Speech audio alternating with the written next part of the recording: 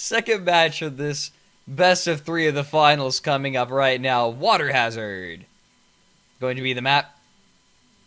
That's the Centurions. Centurions took game number one after Pandanial took Double Spire. This time they've changed things up. Pandanial this time taking the Fancy, a Mobula being piloted by Dementio. Mercury up top with Artemis on the wings and Carronade Flamer on the lower deck. They also have the Daniel Senpai, please notice. Wow, that is remarkably topical.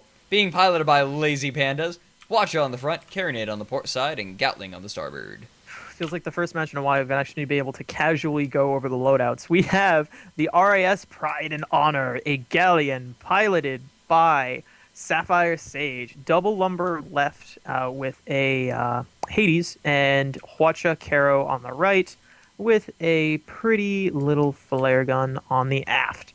And next, the RAS Turn-In. I mean, double galleons making quite a show today. Piloted by... there is no pilot. Blue. He DC'd. Is Blue oh, he DC'd. Okay, gotcha. Blue is piloting that when he eventually comes back on, and that is a lumber, flak, Hades, port side, and Caro Watcha starboard, flare gun aft. Yep, pretty standard looking galleons. Nothing too crazy this time around. And we got a Hotcha Fish and a Mobula here, so good. I'm liking the disable potential here from this Mobula, along with the nice little killing punch. Yeah, right now both teams sort of setting up around the eastern side of the map where we have this this big hunk of cover here.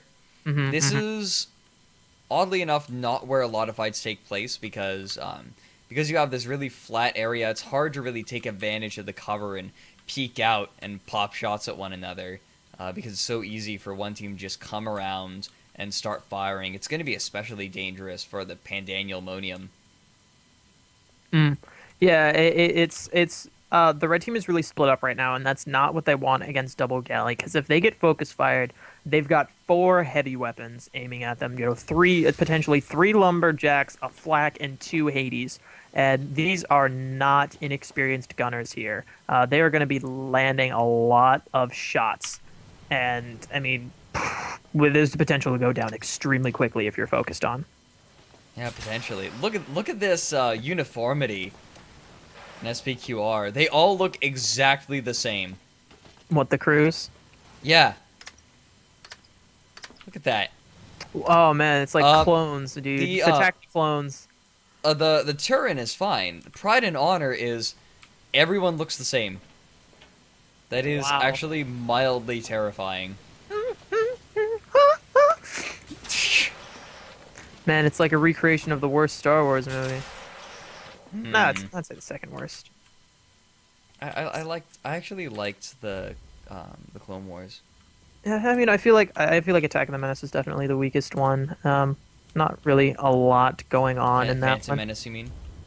Here we go. Shots going in from the Fancy. Mercury already getting easy shots on the turret. RAS Turn-In already out of hull. Artemises are only sinking in now, but oh man, are they sinking in. Holy cow. And Pride and Honor is completely out of weapons. And this is just, I mean, I talked about how I didn't like this split engage. It worked for them. Absolutely. As Turn is about to go down to double Artemis fire. One more shot and they're going to be done for. There it goes. Holy cow.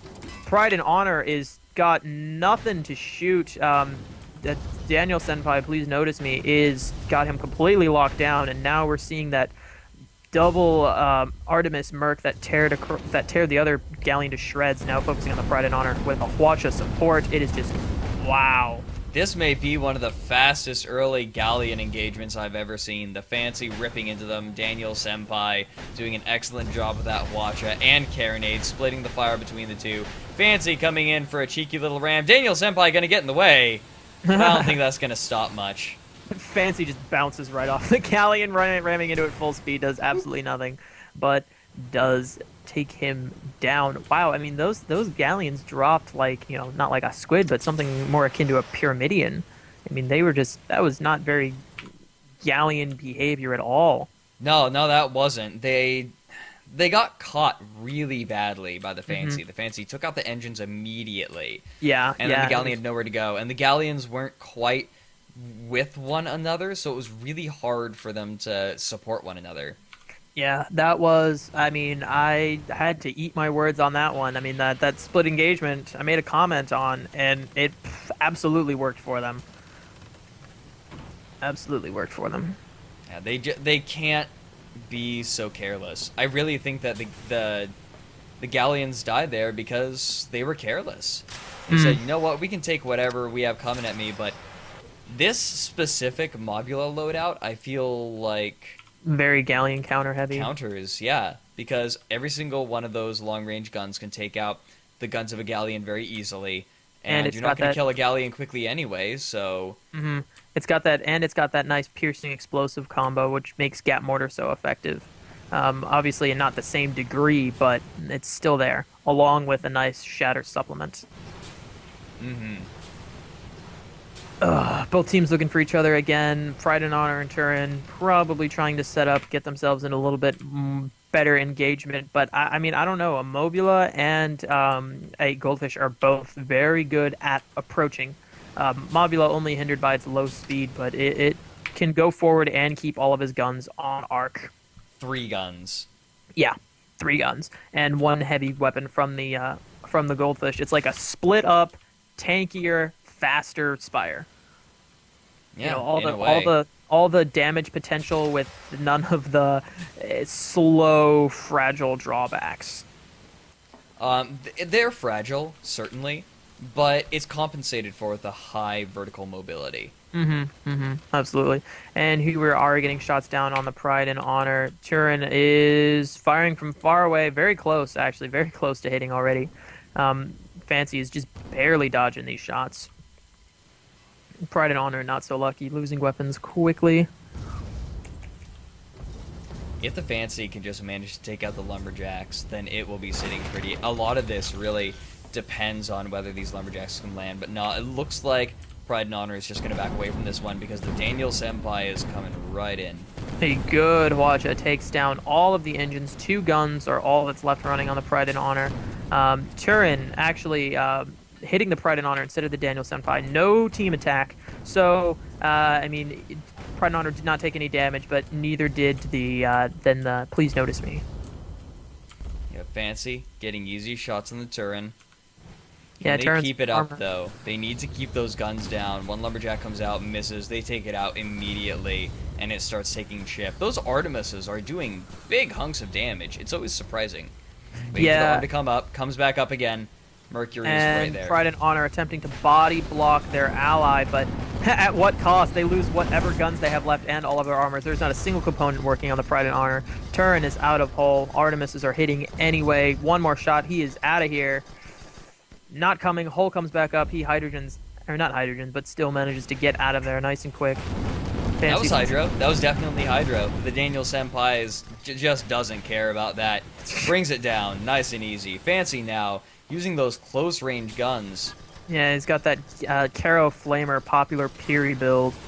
Is engaging now on the Pride and Honor. Pride and Honor has a single gun, 2 guns up now, but just what's he going to do with that Hwacha right in his face, that Caro ripping his balloon to pieces, that Flamer just putting on damage over time.